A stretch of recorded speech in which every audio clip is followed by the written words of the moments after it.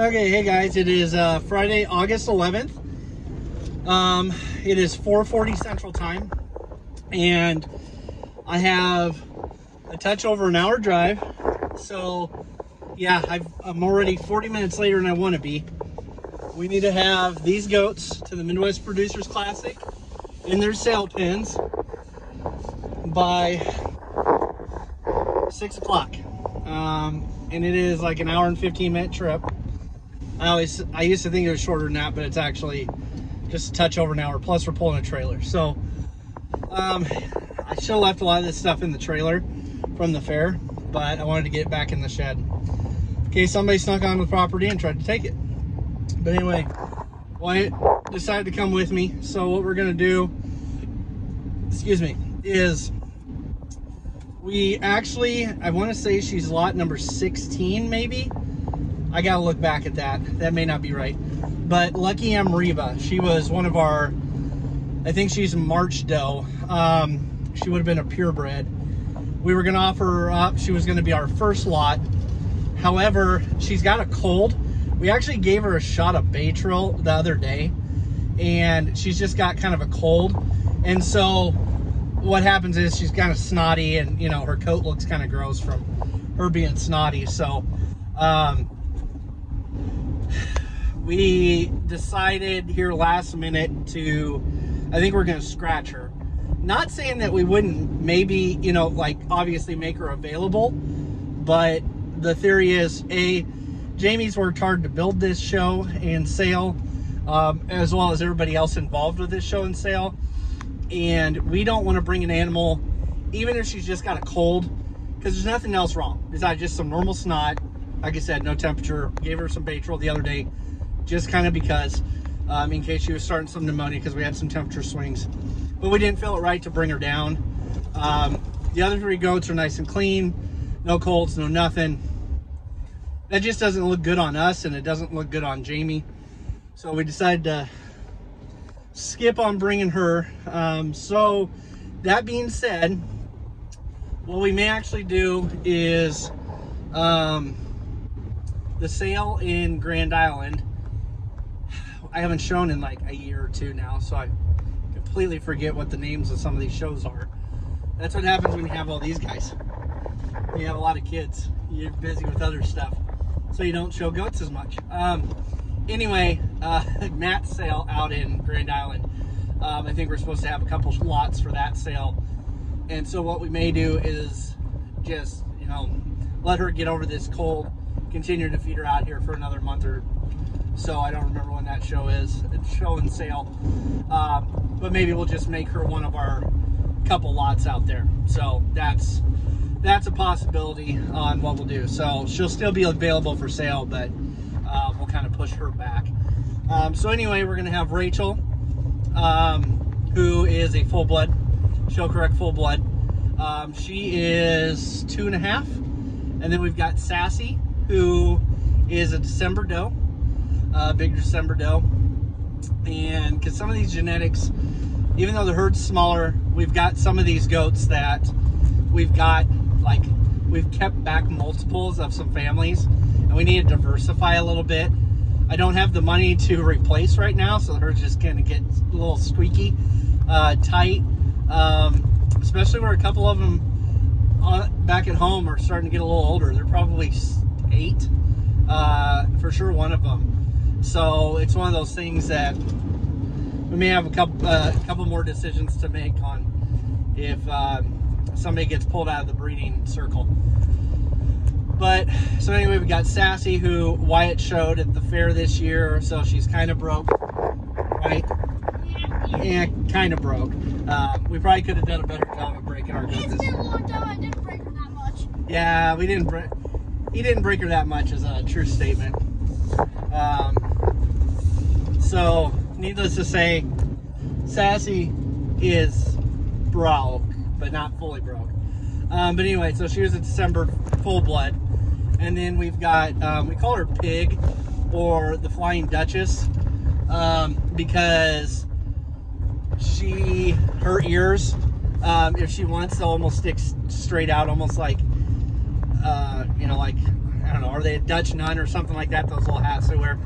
Anyway, we call her Pig because she was just a little porker when she was little. She was actually the runt of twins.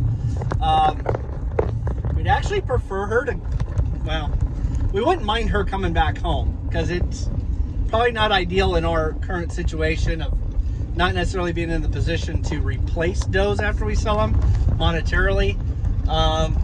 So it'd be kind of nice to have her back. So if you guys bid on her, please bid to convince us to let her go. If not, we will bring her back. Yeah, so anyway, those are the three, but she's a purebred.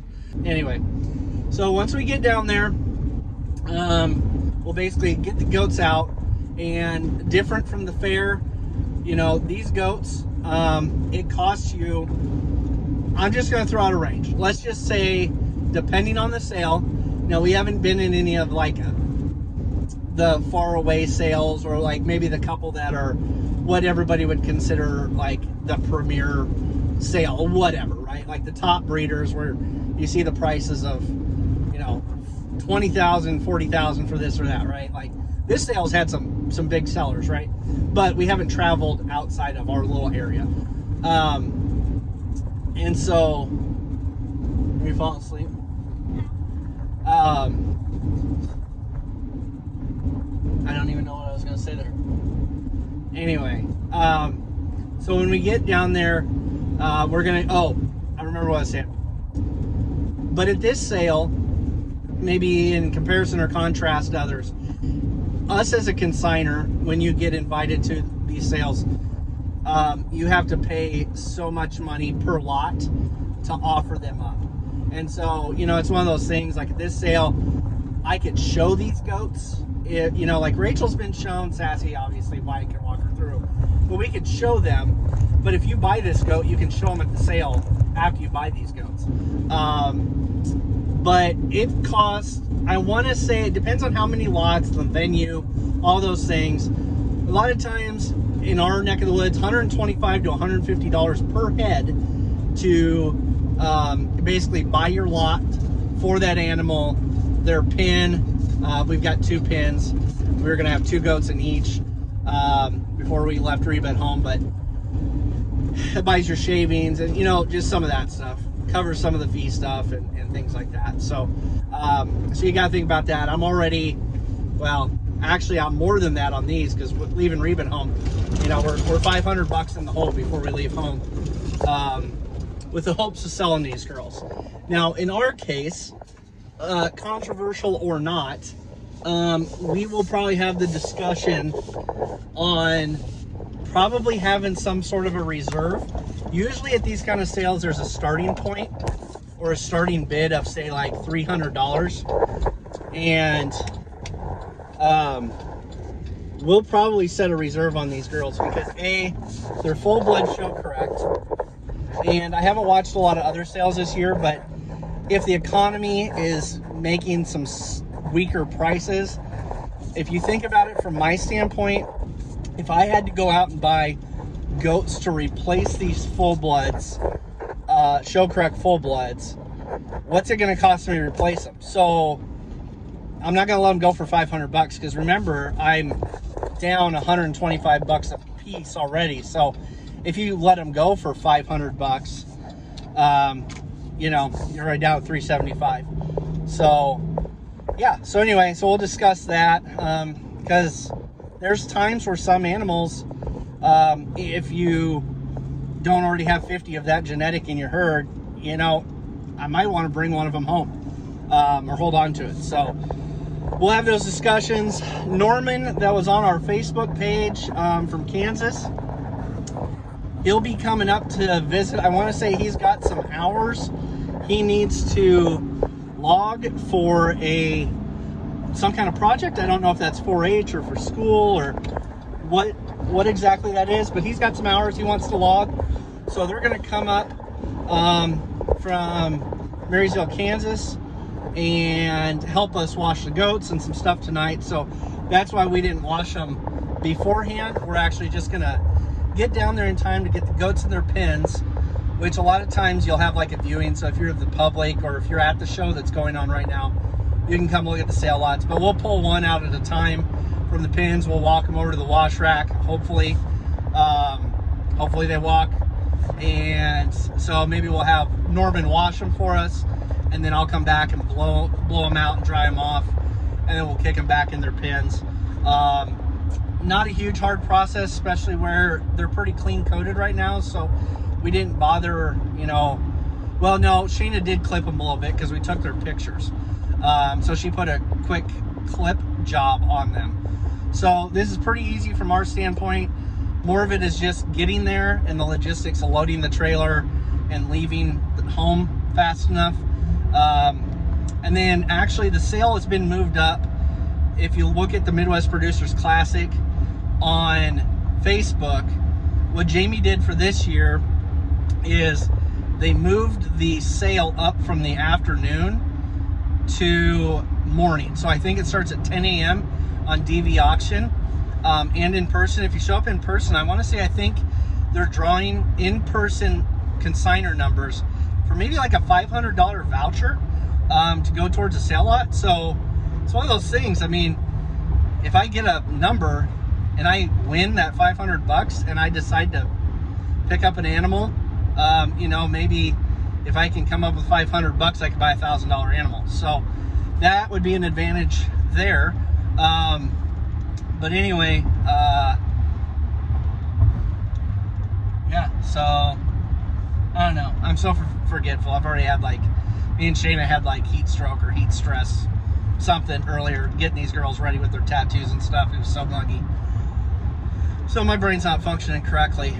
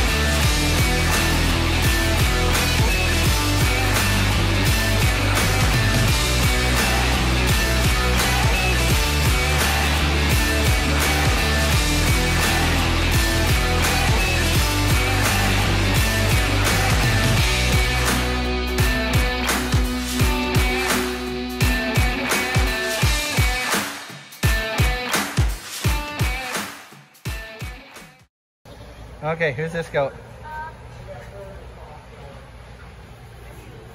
What's it say on her paperwork? Right behind you. Rachel. Yes. Rachel? And Rachel's like 2.5 years old. She's lot 77. She's a full-blood. Okay, now who do we have over here? That one or that one? Okay, what's this one? Lot 69. This is not your fair goat. Who's that? That's the back one. Pig? We call her Pig. What's her name? Flying Duchess? Yeah. Okay, she's a purebred.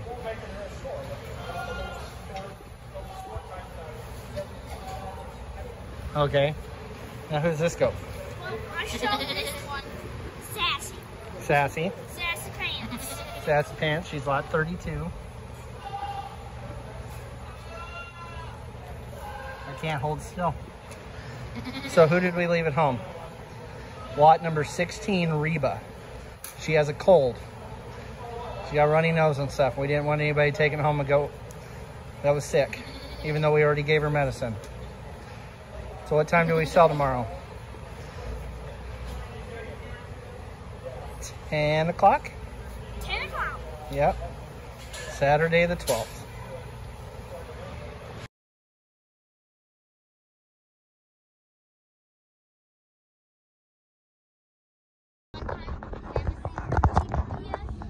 The kids say don't listen to the map, which is correct. I came the backside to Fonder Park. I've done before, but I turned a mile too soon because there was some traffic that was driving like a bunch of jabronis. And yeah, came up to a T intersection. I'm like, I know I've been here. I said, that looks like the intersection I should turn. My GPS said, no, you gotta go south. No, definitely not. Should have turned around. So anyway, we came up. I had health paper vet appointment set up for 4 o'clock in Wahoo. So that way we could just load the animals up once and get the health papers done instead of loading them up at midweek and then, sorry, there's sun. Instead of loading them up at midweek and doing it all again. The problem is I had that appointment set up to make it convenient. And then we found out through a message later that they were gonna do a walkthrough at 6 o'clock of the sale lots on a live, probably for Jason from Goat Promoter. Well, the problem is we didn't find out about that until later, and my vet appointment was 4 o'clock and I cannot make it. It's actually 6:30, almost, it's 6:29 right now. So yeah, that would, anyway, so ours will not be on the live because it's 30 minutes later. So we're just getting here to Fonder Park. This gate is open, thank you. We're gonna get the girls set up and yeah, hopefully that goes not terrible. This looks like a town. I've got 4 of the kids with me. They're being goobers. I was trying to be on the phone with somebody and they were all making a bunch of noise and fighting. So yeah, you fighting back there. You were. So anyway, so here's the cattle barn, Dinsdale cattle barn, and that person is just, yeah, go ahead and go. You know, I'm over here driving down the aisles and you're just cutting across. So anyway, so here's a few of the people. Trailers, that pickup is, that white one is Shane's. I think they had 2 shows today. They're gonna have a banquet today. We're gonna go inside, go to the bathroom, maybe get the kids something to drink because we had some runza because it's Husker game day on a Friday. Oh, there's Chad's pickup. I don't know if you can see that. Turn the phone around. And that's Chad from Iowa, Chad Hopper. And yeah, so we're gonna find a spot here. We're gonna sneak in a door. And I know there is goats on this side, or there usually is. So anyway, we're gonna go in and go to the bathroom, get something to drink for the kids, water or something, drinking fountain, hopefully. Yeah, and we'll be checking in with you in a minute. Here, that would be us. Okay, guys, you've been kind of rowdy. You're all ready to get to Grandma's house, but we got them set up. You want to see yourself? I'll show you in a minute, okay? Okay, so we've got Lolly, lot number 58.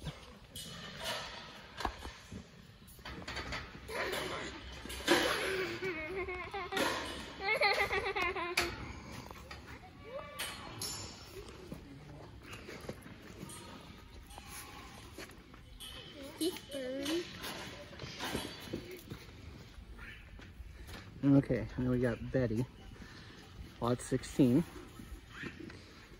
Okay, key note here. So ABGA, something was messing up in the system. We have the new registration on the way, but she is 100%.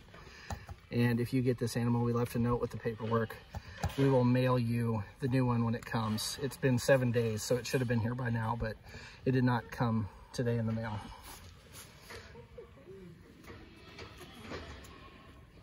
So Here she is. She's very timid in the pen. Daddy, what's Anyway, that there's the girls. Daddy, what is that?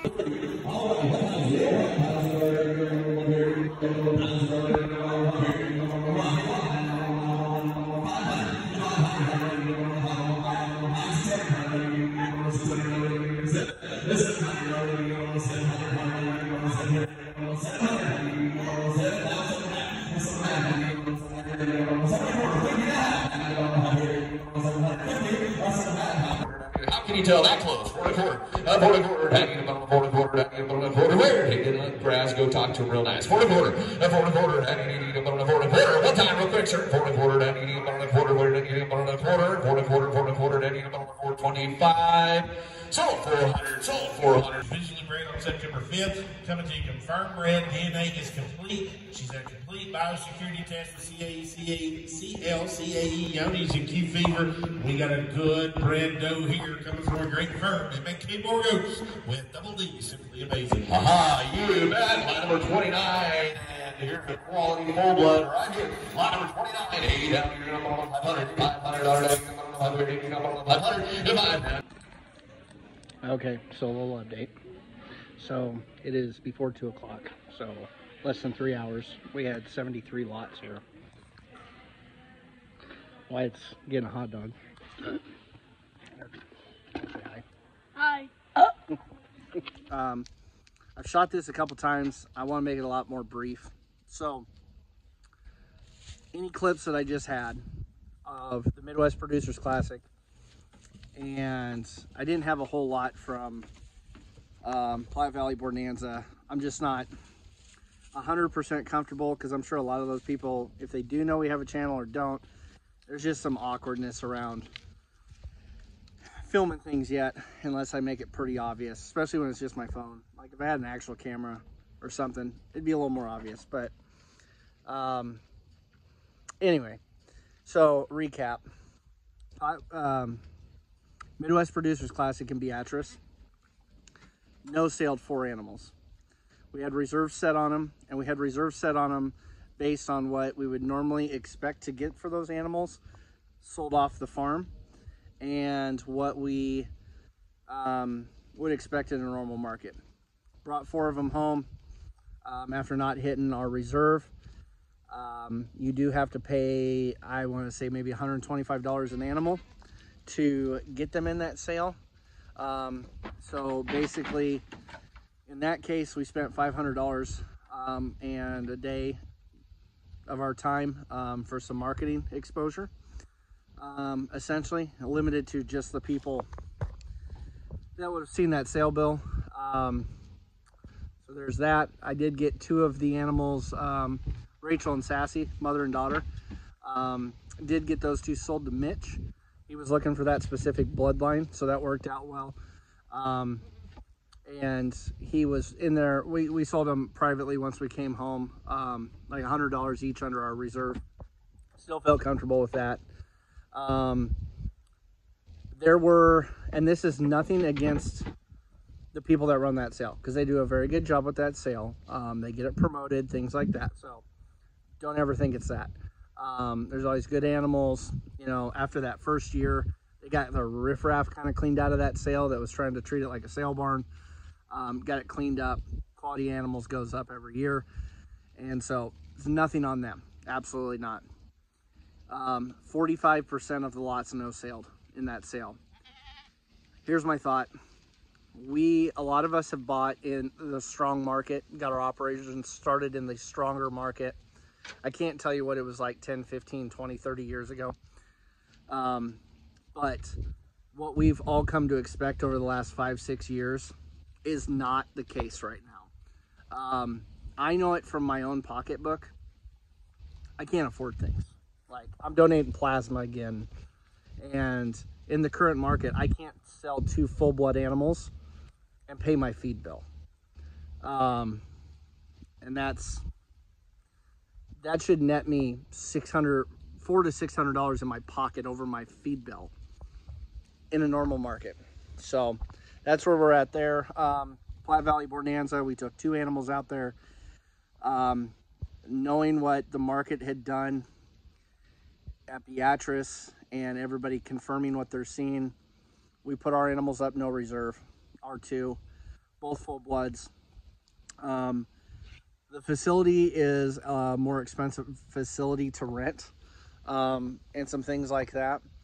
So lot fees are a little, just a hair more. They're like $150 an animal, which if you don't know, that gets you in, buys your bag of shavings, buys your pen, and then it covers your fees, so you don't pay like auction commission on top of that. So a little more expensive. We let them go unreserved, for better or worse. You got to determine, like, can you afford to let them go? Well, I also can't necessarily afford to feed them all. So let's take a chance. We left it in the Lord's hands. Got $700 a piece. So in that instance, you're probably $300 to $400, maybe $500. You could be as much as $500 under some markets. Otherwise, you're maybe $200 to $300 less than most markets, let's say. So yep, we got those two sold. We do have Misty for sale, which is our black-headed doe. Offering her up because, you know, obviously most attractive type of animal in most markets, as a full blood. And then we've got Pig, which we brought back from Beatrice. We've listed her for sale. We're happy to keep her, but again, it comes down to the economics of, I've got to feed them and I'm on one income. So things are going to get a little skinny around here. I don't know what my hay situation is yet either, like many people, but that was the consensus at Grand Island, is that we can't afford to let them go for this because we're taking a large loss on that animal. Truly becoming a hobby and not a operation. But that was the consensus from a lot of people, is I also can't afford to keep them all and not let them get sold, because, you know, a lot of western Nebraska, where a fair amount of people are, South Dakota, stuff like that, they had less favorable years last year. So their hay stocks from last year were already low and they had to buy hay. And now you're going into this year where some of us farther to the east struggled really bad, like to the tune of our second cutting alfalfa was 400 pounds to the acre. If you know, you know. So yeah, it was basically said, you know, we know the market, we just gotta let them go. So I don't know, percent no sales. We started with a price floor, and I'm not so sure there wasn't a couple animals that maybe didn't hit the price floor to actually get sold, so they might have no saled based on the price floor. And that's despicable based on the way the markets have been. But if people are out there and they don't have the money and they have the same issues, I'm worried for this market. I know local meat price was like down under $2 again on kids at the sale barn, which isn't a super strong market usually. But yeah, so it's, I don't know. Anyway, but we do have, like I said, we do have Misty, a full blood. I think it is her second kidding. She's actually standing right there. I think it's her second kidding. Pig, it would be her first kidding, but she is exposed. They're both exposed and in the pen right behind the camera with Rebel. Originally, I wasn't sure what his kids were going to turn out to be. They were more normal speed growing kids compared to Brett's kids that grew like super fast. The guy that bought Mitch, that bought Sassy and Rachel, he has some of that genetic from a buck we sold. And I swear he said like a 0.71 rate of gain. Don't quote me, I think so. I don't usually track that, but that's pretty good. And I can attest that through all the kids that Brett raised, they grew super fast. They leveled out later on, but Rebel's kids seem to come on a little bit slower compared to Brett, probably more normal. And then they're really looking good. Same with this full blood buck we've got here yet, that we have for sale. He just keeps getting better, and I'm not pushing the grain on him real hard. For Phil, we like to push the young ones up to a year with about what they can eat for grain, just to maximize their growth potential, and then we back them down to, you know, like it's like when you get out of high school, you're not going to keep eating like when you're in high school sports, because you can't keep up with it. So anyway, that's kind of where we're at.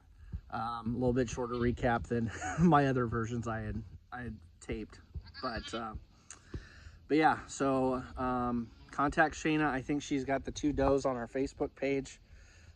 Right now, I think today is October 11th. So they're still available. I'm looking at Pig right now. I'm looking at Misty right there. So they're available. The buck's on the other side. He is a March-born full-blood buck. I want to say good scrotum, good bite, and I think he is a clean 2x2. I know some people are really all about their 1x1s and stuff like that. You know, I physically remember, I feel like I was the one that looked at him, but, you know, I don't mind. I don't mind other things if they can feed babies. So anyway, I'm going to get inside. Can't really see me. There you go. I'm going to get inside. See if it's going to rain tonight. I don't know. Got a feed bill to pay, so I better go get to work. Talk to you guys later.